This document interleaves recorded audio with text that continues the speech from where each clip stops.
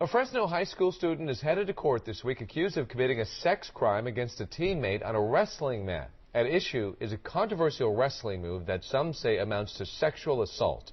Eyewitness News reporter Shiva Ravinthan is live in the tech center with some of the details, which we warn you are a bit graphic. Shiva? Well, David, it's called the butt drag, and after one high school wrestler performed the move on another student during practice, it led to sexual battery charges. This week, that accused student goes to trial in what will likely be considered a very unusual case. This YouTube video shows what the butt drag looks like. One wrestler grabs the other between the buttocks to turn him. For Ross Rice, the move went a little too far. This kid basically targeted my son, pinned him to the ground, and assaulted him. Rice says last year his 15-year-old son was painfully penetrated for at least 30 seconds by his teammates' fingers during a wrestling drill. That boy, 17-year-old Preston Hill, has now been charged with sexual battery and is facing expulsion from Buchanan High School just outside of Fresno. Hill claims he was taught the butt drag by his coaches. They're sweating and grappling with one another.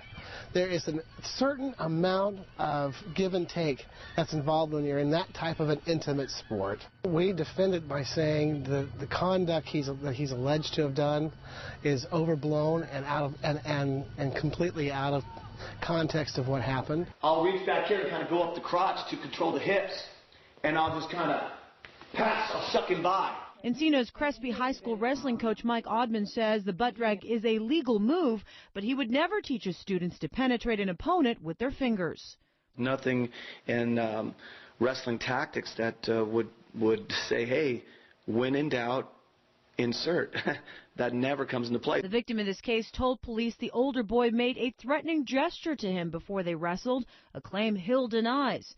Legal analyst Dana Cole says a jury will now have the tough job of determining whether this incident was premeditated. Well, the judge is going to have to instruct the jury just what a sexual battery is and whether there was sexual intent in connection with this case. And the alleged victim in this case says results from a doctor's examination proves he was slightly injured after this incident. Now, this trial starts Thursday in Fresno County. The accused student is also fighting his expulsion. Ellen?